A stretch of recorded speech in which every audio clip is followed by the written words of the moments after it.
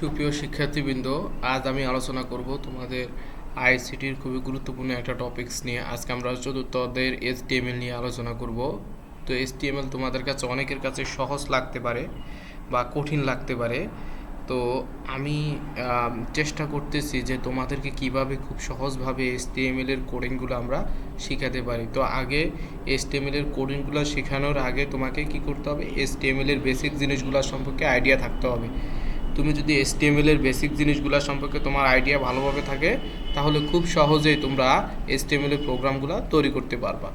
তো আমি আমার ভিডিওটি হয়তো পার্ট দিব তোমাদের।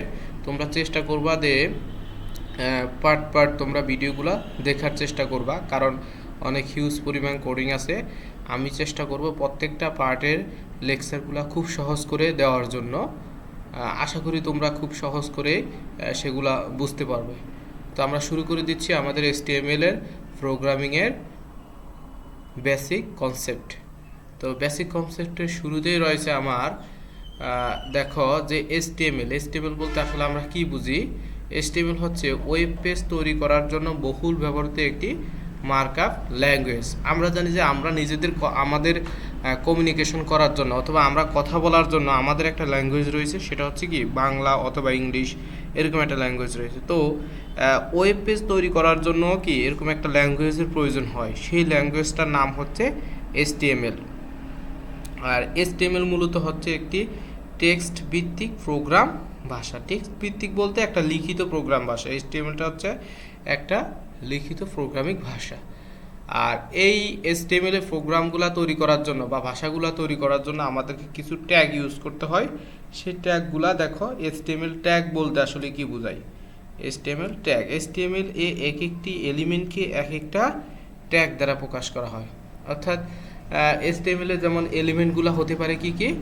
HTML এলিমেন্ট হতে পারে তোমার টেক্সট, ইমেজ, ভিডিও, ডকুমেন্ট ইত্যাদি। মানে যে কোনো এলিমেন্টকে এক একটা ট্যাগের মাধ্যমে প্রকাশ করা হয়। তো ট্যাগগুলো সাধারণত দেখো, এই যে ট্যাগগুলো সাধারণত অ্যাঙ্গেল ব্র্যাকেট দিয়ে লেখা হয়। এখানে লেস দ্যান, গ্রেটার দ্যান, এটাকে বলা হয় অ্যাঙ্গেল ব্র্যাকেট। এই ট্যাগগুলোকে আমরা সাধারণত কি অ্যাঙ্গেল ব্র্যাকেট দিয়ে লিখব। তো এই ট্যাগগুলো দুই ধরনের ট্যাগ হতে পারে, একটা হচ্ছে এমটি ট্যাগ আর একটা হচ্ছে কন্টেনার ট্যাগ। এমটি ট্যাগ কোনটাকে বলা হয়? এমটি ট্যাগ হচ্ছে যে ট্যাগের শুরু আছে কিন্তু শেষ নেই, মানে একটা ট্যাগ তুমি শুরু করছো কিন্তু এটার কোনো শেষ নেই, এমন ধরনের ট্যাগের নাম হচ্ছে এমটি ট্যাগ। ঠিক আছে? যেমন এমটি ট্যাগের এক্সাম্পল হচ্ছে যেমন বিআর মানে হচ্ছে ব্রেক।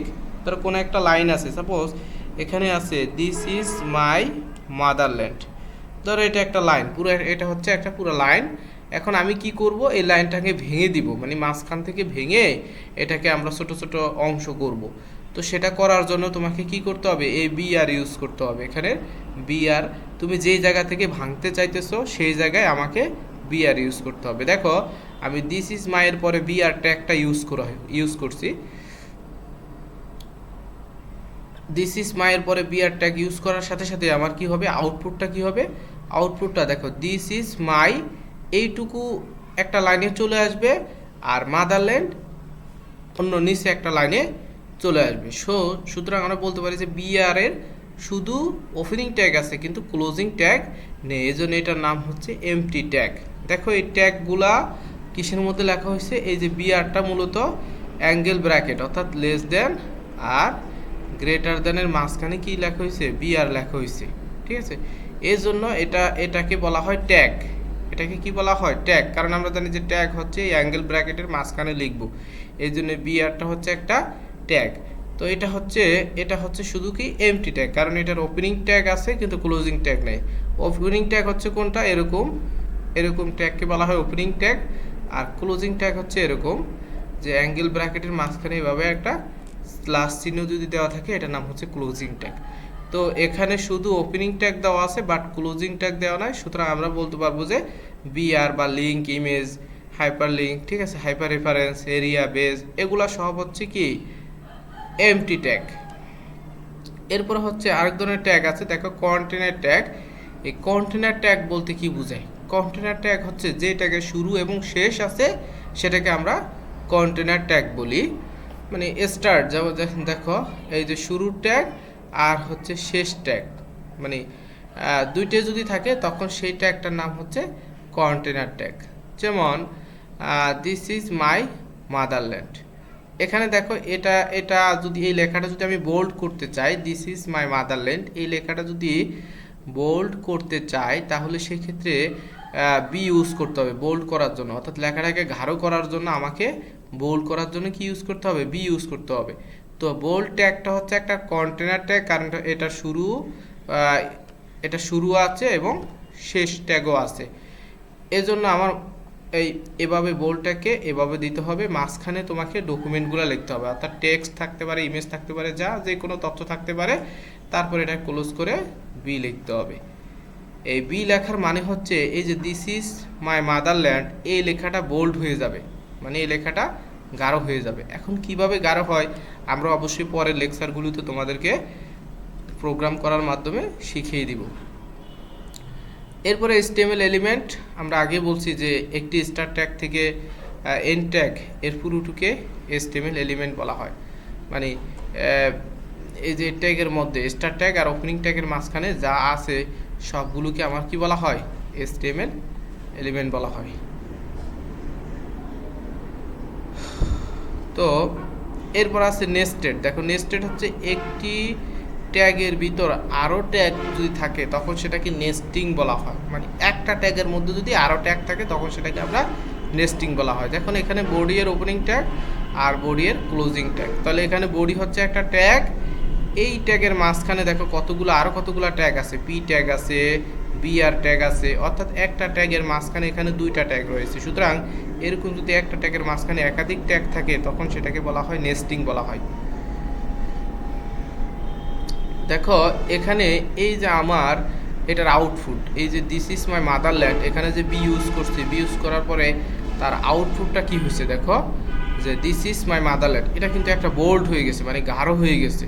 সুতরাং আমরা বি ট্যাগ ইউজ করার মাধ্যমে কি করব, এখানে যেই ডকুমেন্টটা থাকবে সেটাকে গাঢ় করতে পারবো। এরপর হচ্ছে HTML সিনট্যাক্স এর সাধারণ ঘটে। HTML সিনট্যাক্স বলতে বোঝানো হয় যে আসলে আমরা HTML এর কোনো একটা সেন্টেন্সকে কিভাবে আমরা লিখতে পারবো HTML কোডের মাধ্যমে বা ট্যাগের মাধ্যমে। তো দেখো এটা লেখার জন্য প্রথমে হচ্ছে ট্যাগ নেম, মানে হচ্ছে তুমি যে ট্যাগটা এখানে ইউজ করবা সেটা বোল্ড ট্যাগ হতে পারে, তোমার অন্য কোনো প্যারাগ্রাফ ট্যাগ হতে পারে, যে কোনো ট্যাগ হতে পারে। তো যে ট্যাগটা এখানে ইউজ করবা সেটা এখানে দিতে হবে ওপেনিং ট্যাগ। তারপরে তুমি যেই জিনিসটাকে তুমি বোল্ড করতে চাও বা যে কোনো কিছু করতে চাও, রং করতে চাও, কালার করতে চাও, সেই জিনিসটা এখানে দিতে হবে, মানে কন্টেন্টটা এখানে প্রয়োগ করতে হবে, ঠিক আছে। এরপরে হচ্ছে কি সেই ট্যাগের ক্লোজিং ট্যাগ দিতে হবে, কারণ অবশ্যই এটা একটা কি হবে, কন্টেনার ট্যাগ হবে। দেখো কন্টেন্ট বলতে কি বোঝানো হয়, কন্টেন্ট বলতে যে কোনো কিছু, সাপোজ আমি এখানে পি দিলাম, তারপরে প্যারাগ্রাফ, পি দ্বারা বোঝানো হয় প্যারাগ্রাফ, তারপরে এখানে যে কোনো কিছু একটা লিখে দিলাম যে this is a pen, this is a pen, হ্যাঁ, দিয়ে তারপরে কি করতে হবে, যেহেতু পি হচ্ছে একটা কন্টেনার ট্যাগ সুতরাং এটাকে আবার ক্লোজ করে দিতে হবে, ঠিক আছে। তো এভাবে আমরা একটা HTML সিনট্যাক্স গঠন করতে পারি, এটাকে এই পুরো জিনিসটাকে বলা হয় HTML সিনট্যাক্স, কারণ এখানে আমরা ওপেনিং ট্যাগ আর ক্লোজিং ট্যাগের মাঝখানে আমাদের যে ডকুমেন্ট বা কন্টেন্টটা সেটা প্রয়োগ করছি। দেখো HTML এর সাধারণ স্ট্রাকচার, যে সাধারণভাবে আমরা একটা HTML কে কিভাবে লিখতে পারি।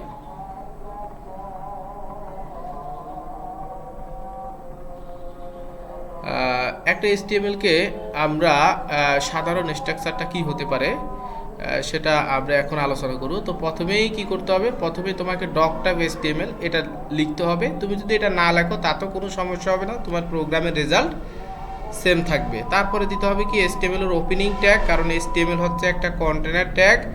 তারপরে দিতে হবে হেডের ওপেনিং ট্যাগ, কারণ হেড হচ্ছে একটা কন্টেনার ট্যাগ। এরপরে দুই হেডের মাঝখানে আমার টাইটেল দিতে হবে। টাইটেল তুমি যে কোনো কিছু দিতে পারো, তোমার যে প্রোগ্রামটা লিখবা সেই প্রোগ্রাম অনুসারে এখানে একটা টাইটেল দিতে হবে। এটি না লিখলেও তোমার কি প্রোগ্রাম রান করবে, মানে প্রোগ্রামের রেজাল্ট আসবে, কিন্তু এটা সৌন্দর্যের জন্য বা তোমার যখন পরীক্ষা এক্সামে লিখবা, এক্সামের খাতায় যখন লিখবা তখন অবশ্যই এটা লিখতে হবে।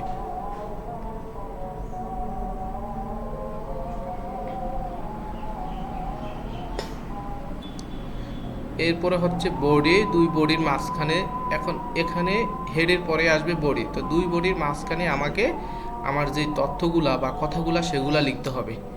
মানে আমি একটা যে কোনো আমার যে তথ্যগুলো আছে সেগুলো লিখতে হবে দুই বডির মাঝখানে। এই বডির মাঝখানের অংশটুকু মূলত আউটপুট হিসাবে তোমার শো করবে। এরপরে HTML এর ওপেনিং ট্যাগ দেওয়া হয়েছে, সেটা ক্লোজিং ট্যাগ, তারপরে বডির ওপেনিং ট্যাগ দেওয়া হয়েছে, ক্লোজিং ট্যাগ দিয়ে দিতে হবে। এভাবে আমরা একটা HTML এর স্ট্রাকচার তৈরি করতে পারি, অর্থাৎ একটা HTML এর সাধারণ গঠন তৈরি করতে পারি।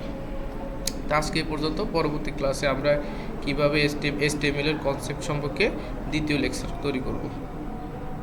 ধন্যবাদ সবাইকে।